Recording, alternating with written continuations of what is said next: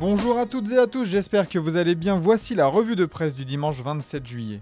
On commence ce tour d'Europe en France avec la nouvelle offensive du PSG pour Lucas Chevalier. Paris fonce sur Chevalier, pouvons-nous lire dans les pages intérieures de l'équipe ce matin. Englué dans une situation compliquée avec Gianluigi Donnarumma, le PSG n'a pas d'autre choix que de regarder sur le marché des gardiens et aurait jeté son dévolu sur le gardien français du LOSC. Une somme de près de 40 millions d'euros est évoquée, ce qui suffirait pour faire plier le club nordiste, et en plus de cela, selon nos informations, Luis Enrique se serait déjà entretenu avec le joueur et un accord de principe contractuel serait déjà même trouvé. Le PSG veut à tout prix éviter un scénario à la Mbappé l'an prochain, il apprend de ses erreurs.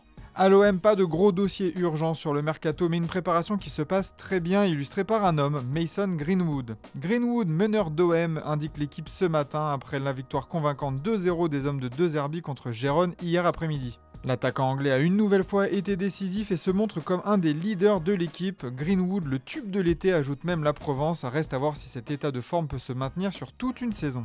Dans les autres matchs amicaux en France, l'OGC Nice a passé avec brio le test européen qui lui faisait face. Une victoire 2-1 face au Feyenoord et un Nice en mode européen avant le troisième tour préliminaire de Ligue des Champions face au Benfica Lisbonne. Petit ombre au tableau tout de même, la défaite le même jour face à Sampaoli, promu de Bundesliga avec une équipe certes remaniée. L'occasion de réaliser quelques réglages aussi en vue du match décisif contre Benfica. Pour Monaco aussi, ça s'est bien passé hier avec une victoire 3-0 face à l'Arminia Bielefeld grâce notamment à Magnès Akliouche, le moteur monégasque pour l'équipe.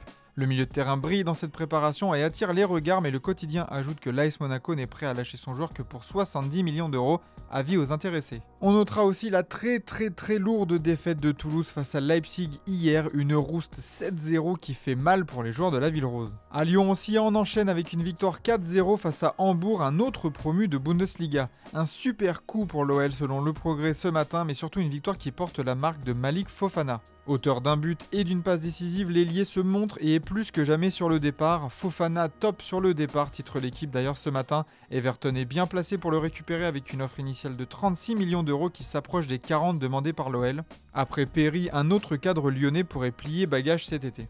En Espagne, la finale de l'Euro féminin met toute la presse nationale en ébullition. Pour la triple couronne, titre d'ailleurs Marca ce matin, lorsque du côté de Sport, on parle de l'histoire qui attend les filles. Cette finale est l'occasion pour les Espagnols, championnes du monde en titre, de remporter pour la première fois l'Euro et ainsi compléter le triplé avec la Ligue des Nations remportée en 2024. Un duel de reines, titre Marca dans ses pages intérieures. L'Espagne et l'Angleterre étaient en effet les deux grandes favorites avant le tournoi et se retrouvent donc au meilleur des moments, de quoi nous offrir un grand spectacle. Un duel d'ailleurs représenté par l'opposition de style entre les deux sélectionneuses, des femmes au pouvoir, ajoute même Marca.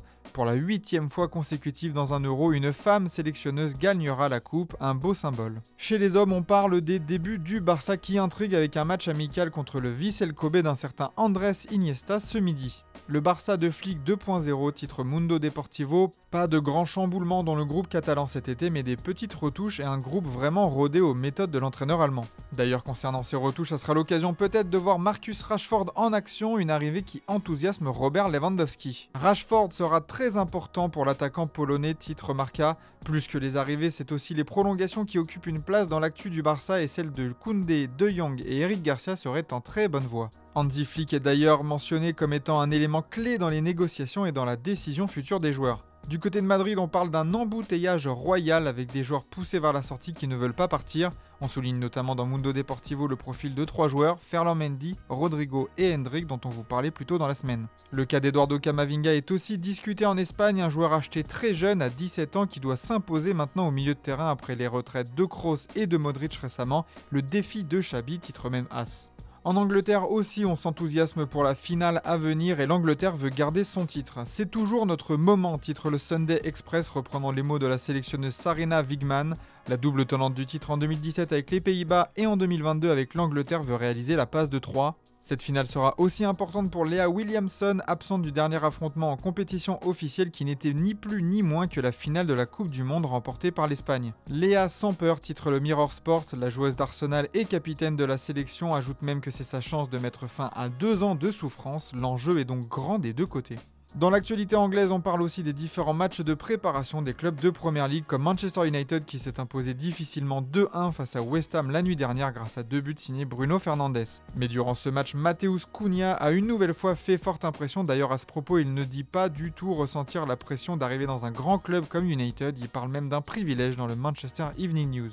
Dans l'autre club de Manchester, pas de matchs amicaux, mais le dossier Rodri qui s'épaissit avec l'intérêt prononcé du Real Madrid, ce qui obligerait à prolonger au plus vite le milieu espagnol comme le rapporte le Manchester Evening News. Pour le moment, pas de danger imminent, le Real doit vendre pour pouvoir bouger dans le sens des arrivées, mais une vente de Rodrigo pourrait bien débloquer le destin de Rodri. Enfin, Liverpool a lui chuté lourdement 4-2 face au Milan AC en amical, mais plus que le résultat, c'est l'absence de Darwin Núñez et surtout celle de Luis Diaz qui font parler. Interrogé à ce propos, Arne Slot ne s'est pas caché et a même confirmé que les absences des deux joueurs étaient liées à leur situation sur le marché des transferts au vu de l'intérêt porté par le Bayern Munich pour le Colombien. Luis Diaz est plus que jamais donc proche d'un départ de Liverpool pour rejoindre la Bavière. On passe en Italie où justement la performance du Milan AC est mise en avant. Ils sont plus heureux et ça se voit, titre le Corriere dello Sport ce matin. Après une défaite inaugurale face à Arsenal, les rossoneri ont montré un très beau visage à l'image de Massimiliano Allegri. C'est déjà le Milan de Max, titre la Gazzetta dello Sport dans ses pages intérieures. Une solidité défensive et des contre-attaques rapides et létales, on retrouve les préceptes du jeu de l'entraîneur italien. Et dans ce système, un homme revit, Raphaël Leao. Leao, c'est une autre histoire pour la Gazzetta dello Sport, associé à Ruben Loftus-Cheek à la pointe de l'attaque milanaise, le Portugais a ouvert le score et a été un poison constant. Transfiguré ces dernières saisons, Leao semble retrouver le sourire, l'envie de jouer et nul doute pour la presse transalpine, c'est l'œuvre d'Allegri. À la Juve, l'arrivée de Kolo Muani est en danger avec l'intérêt nouveau de Manchester United.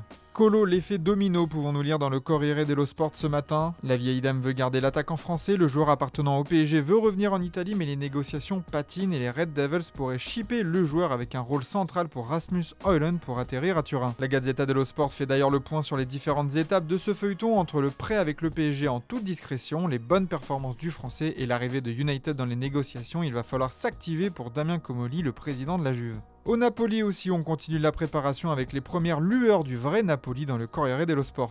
Opposés au petit club de Catanzaro, les hommes d'Antonio Conte se sont imposés seulement 2-1, mais de belles promesses ont été aperçues avec notamment le premier but de la recrue Lorenzo Luca. A noter que pour l'autre recrue star, Kevin De Bruyne, il a seulement joué la première période pour son nouveau club. On termine au Portugal avec un retournement de situation incroyable dans le dossier Joao Félix. Courtisé depuis des semaines pour un retour au Benfica, l'ailier portugais ne posera pas ses valises dans la capitale portugaise.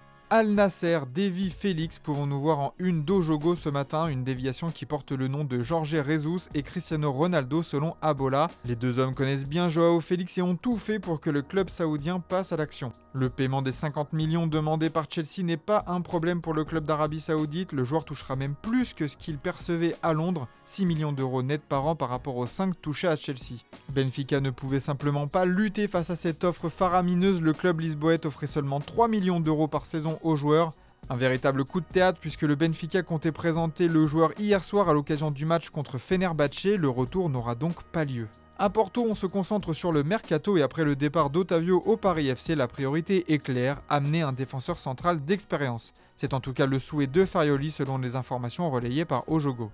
Enfin, petit mot sur Gyökeres et l'officialisation de son transfert qui a enfin eu lieu. Il peut partir pour 76 millions d'euros, titre Ojogo. Le joueur ajoute d'ailleurs dans des propos relayés par Record qu'il a maintenant l'occasion de prouver sa valeur et qu'Arsenal est idéal pour lui. Voilà pour cette revue de presse, merci de votre fidélité, on se retrouve demain pour une nouvelle revue de presse Foot Mercato.